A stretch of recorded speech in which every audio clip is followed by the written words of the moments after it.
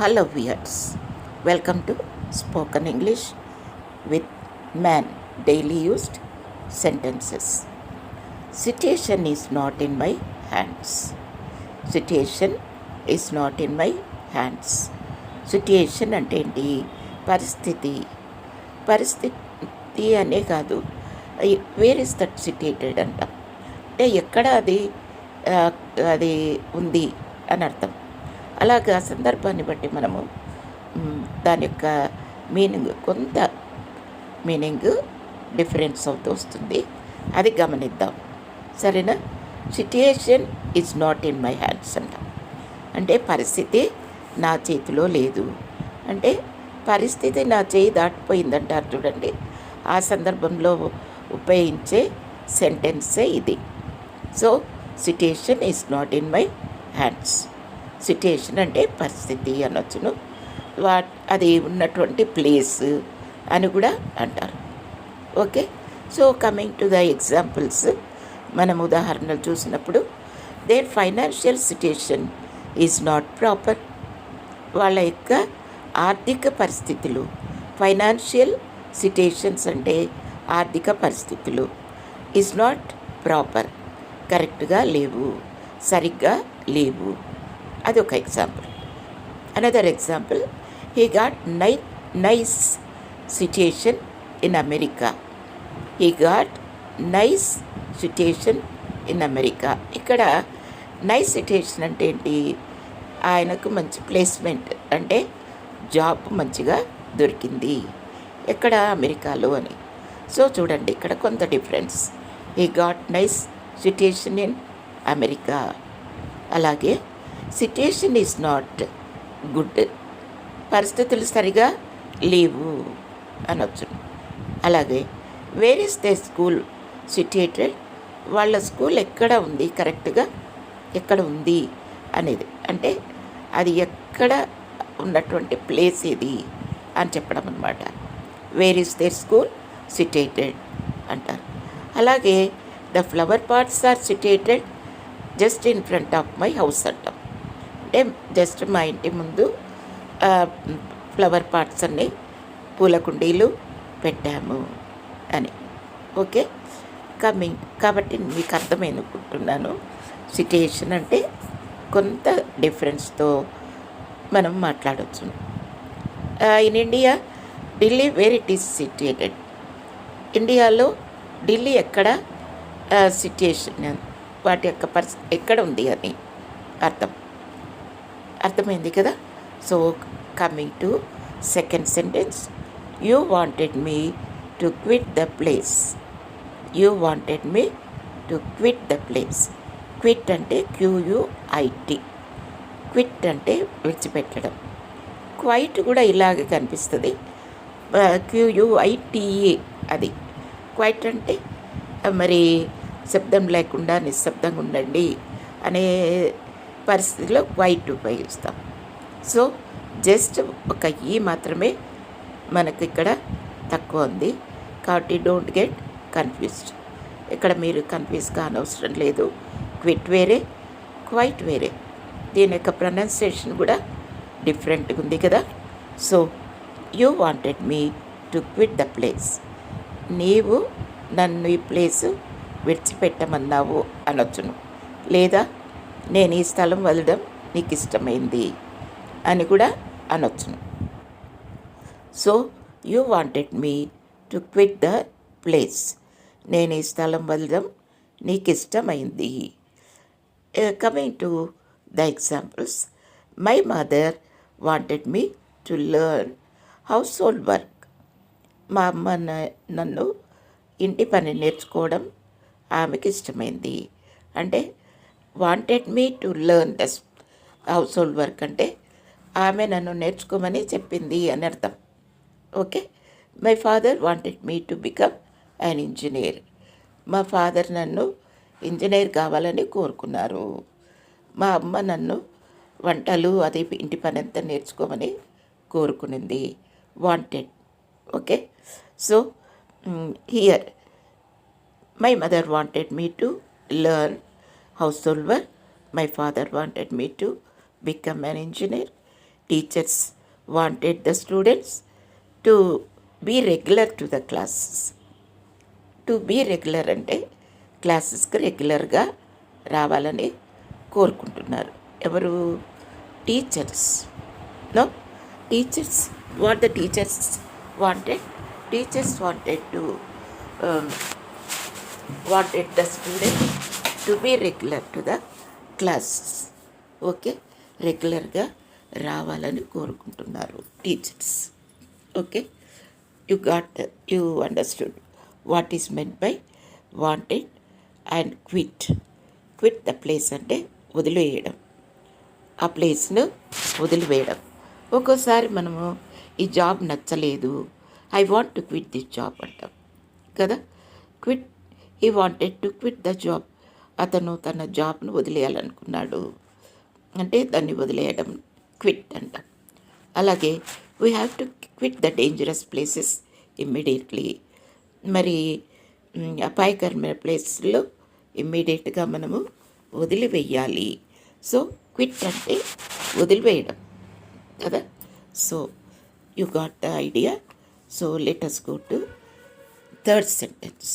I don't want to lose the chance. I don't want to lose this chance. Lose అంటే వదులుకోవడం.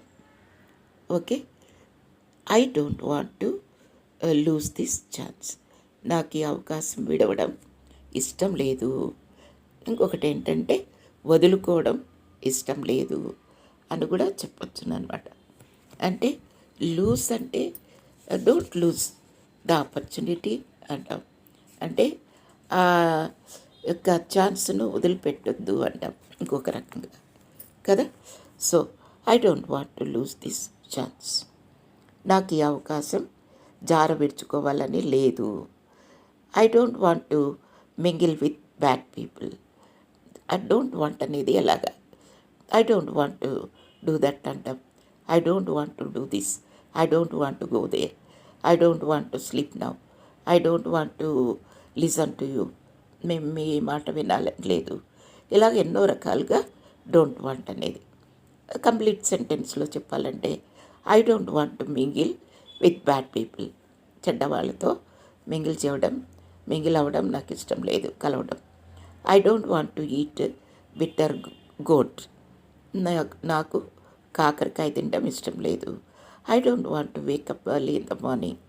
నేను early morning లేవడం నాకు ఇష్టం లేదు. అలాగా సరే, డోంట్ లూజ్ ద ఛాన్స్ అని చాలా రకాలుగా మాట్లాడొచ్చును. Don't lose the chance of going to America. అమెరికాకు వెళ్ళడానికి ఆ ఛాన్స్ను వదులుకోవద్దు. He wanted to lose that chance as he don't like it. ఆ ఛాన్స్ అంటే అతనికి ఇష్టం లేదు కాబట్టి he wanted to lose that chance. ఆ ఛాన్స్ను వదులుకోవాలని ఇష్టం ఉంది. ఎందుకు వదులుకోవాలనేది ఇష్టమైంది? అతనికి ఆ విషయం ఇష్టం లేదు కాబట్టి కదా. So some times will say don't lose the chance of getting married to that girl అంటాం. ఆ అమ్మాయిని మ్యారేజ్ చేసుకునే ఛాన్స్ వదులుకోవద్దు అంటాం. అలాగా. So I think that you got the idea. So I don't want to lose this chance. నాకు ఈ అవకాశం విడవడం ఇష్టం లేదు. Coming to fourth sentence, how wrong I am. How wrong I am. How wrong I was అని కూడా అనవచ్చు. అంటే నేను అప్పుడు ఎంత తప్పుగా ఉన్నాను అంటే ఇక్కడ ఇది ఎక్స్క్లమేటరీ మార్క్ పెట్టాను కదా. అంటే ఆశ్చర్యం, అబ్బా ఎంత తప్పుగా ఉన్నాను, నేను తప్పు మార్గంలో ఉన్నాను, తప్పుగా ఆలోచించాను, ఆ రకంగా మాట్లాడటం అనమాట. హౌ రాంగ్ ఐ యామ్, నేను ఎంత తప్పుగా ఉన్నాను, నేను ఎలాగా ఉన్నాను ఈ తప్పులు అని కూడా అనొచ్చు అనమాట. So coming to the examples, how అనేది ఎలాగ ఉపయోగిస్తాం. హౌ అంటే ఎలాగా, హౌ ఈజ్ ఇట్, ఎలాగుంది ఇది, how is your health, how is the climate. How is your health అంటే మీ ఆరోగ్యం ఎలాగుంది, హౌ ఈజ్ ద క్లైమేట్ ఎలా ఉంది.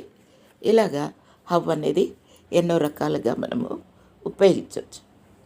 ఐఎమ్ నాట్ రాంగ్ అంటాడు. ఇక్కడ రాంగ్ను ఉపయోగిస్తున్నాం. ఐఎమ్ నాట్ రాంగ్, నేను నాదేం తప్పులేదు అని. Don't go in a wrong direction, మరి తప్పు మార్గంలో వెళ్ళొద్దు. Don't go in a wrong direction. Don't take wrong suggestions, తప్పు మరి అడ్వైస్లు తీసుకోవద్దు, అంటే సలహాలు. సజెషన్స్ అంటే సలహాలు. సో రాంగ్ సజెషన్స్ తీసుకోవద్దు. Don't take wrong suggestions. Don't go in a wrong way, తప్పు మార్గంలో పోవద్దు. Don't go in a wrong direction, తప్పు విధానంలో పోవద్దు. ఈ రకంగా ఎన్నో మాట్లాడవచ్చు కదా.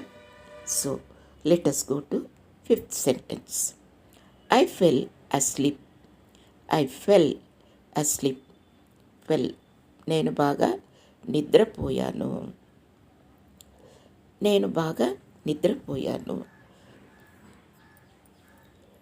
అస్లీప్ అని ఎక్కడ ఉపయోగిస్తామంటే బాగా నిద్రపోయాను అనే చోట మనము ఉపయోగిస్తున్నాం.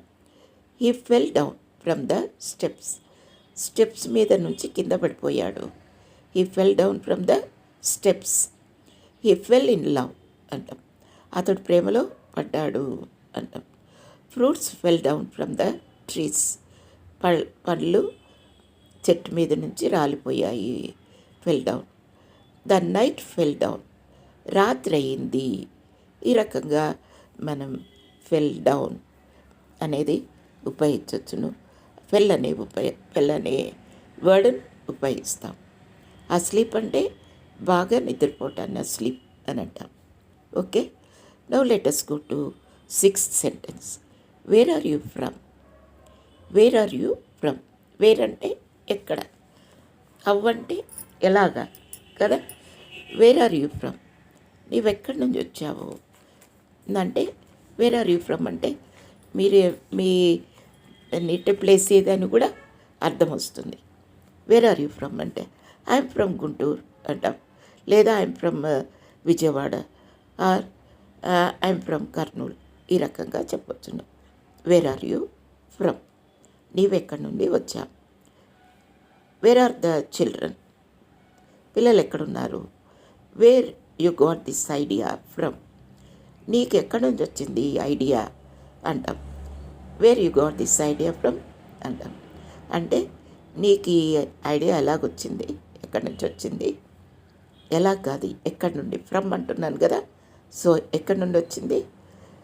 వేర్ ఆర్ మై థింగ్స్, నా వస్తువులు ఎక్కడున్నాయి అంటాం.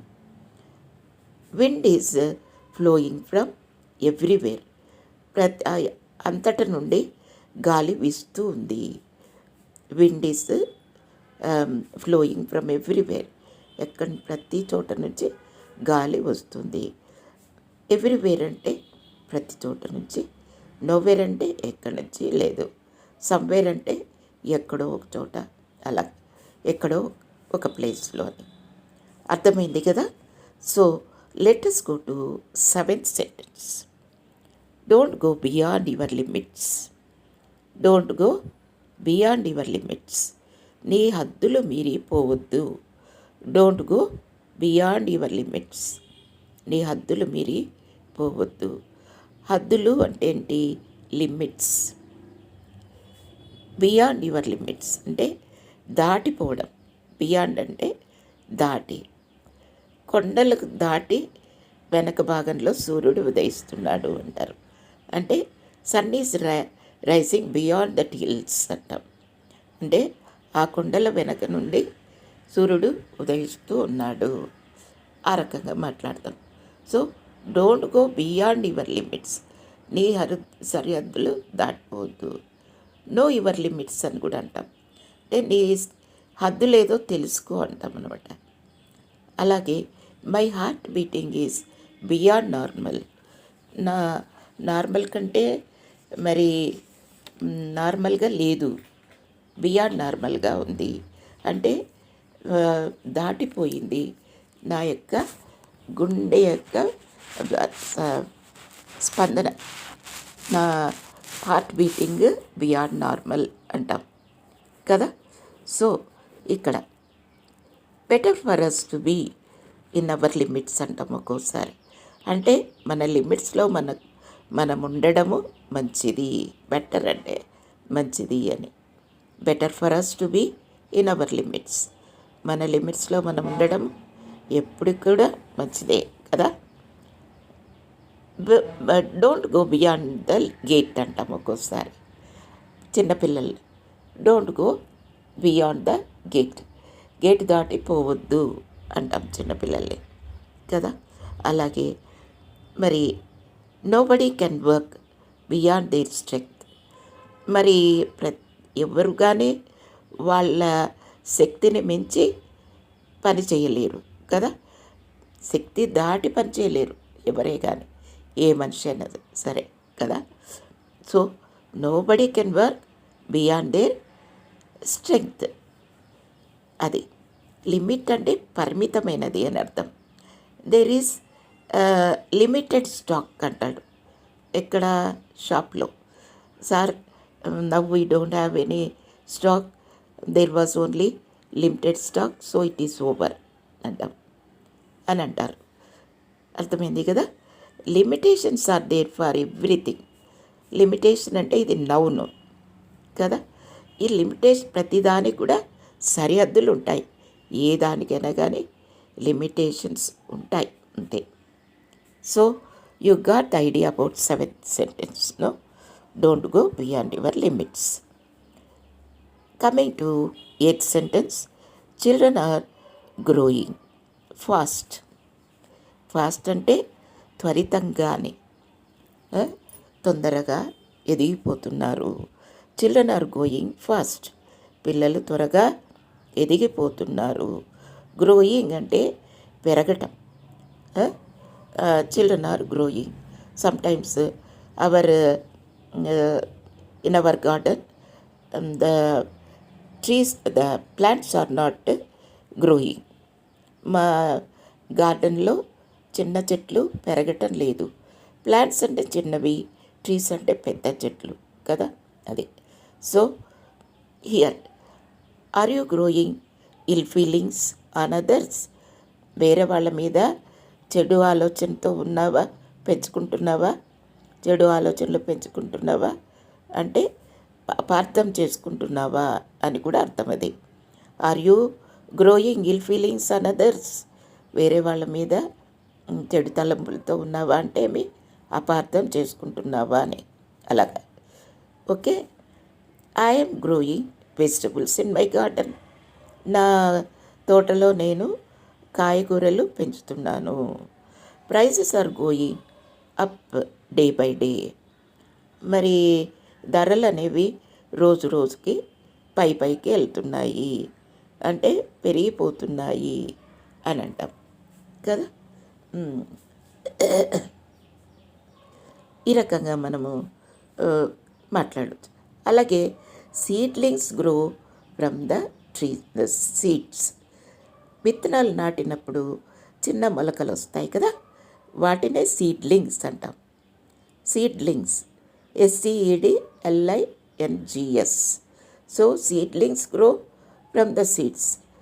మరి విత్తనాల నుండి చిన్న మొలకలు పెరుగుతాయి. He grew angry. ఈ గ్రూ యాంగ్రీ అంటే అతనికి, గ్రూ అంటే ఇక్కడ అర్థం ఏంటి, బికేమ్ అని అర్థం.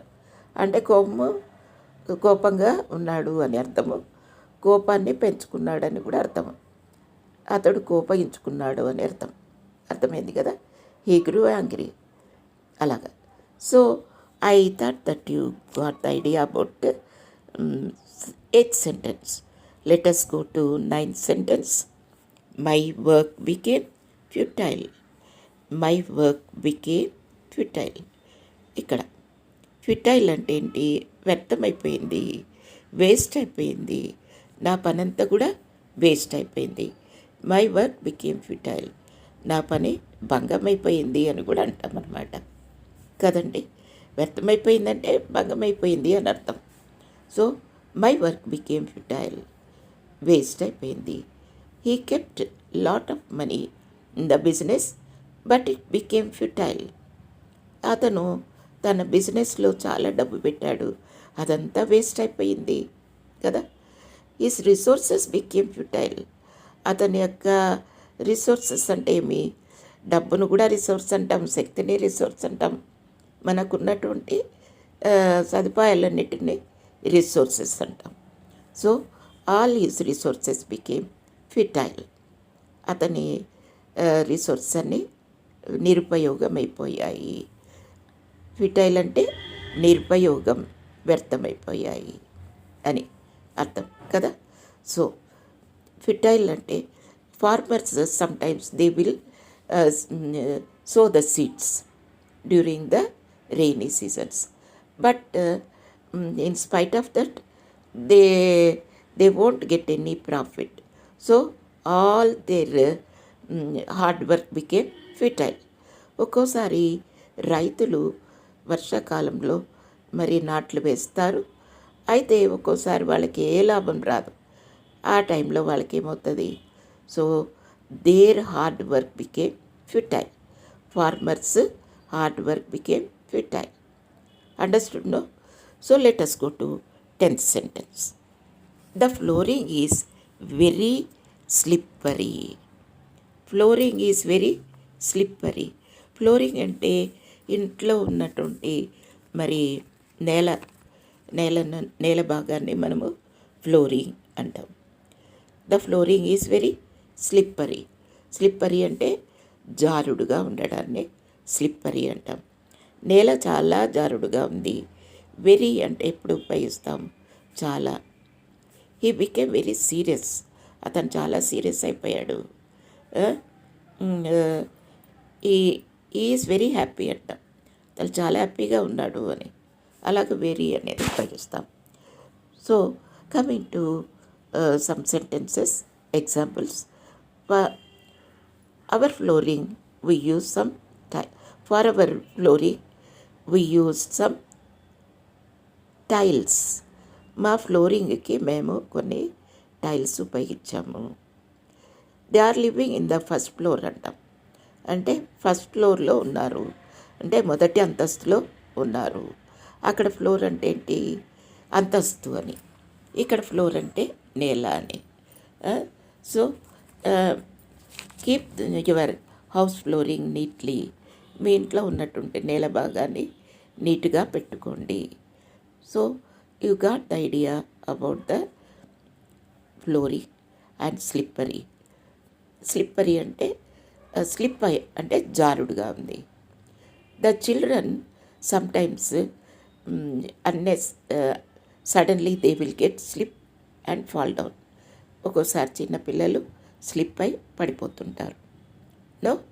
So, I think that you got the idea about this class. So, please repeatedly you go on telling. Please listen it and tell it with your mouth.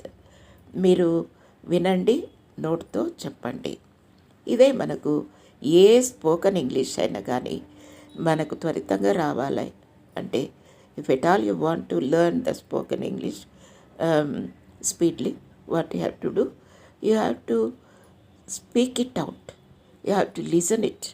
Listen and speak it out. Listen and speak it out. Then only will become successful. Okay? All the best. Thank you.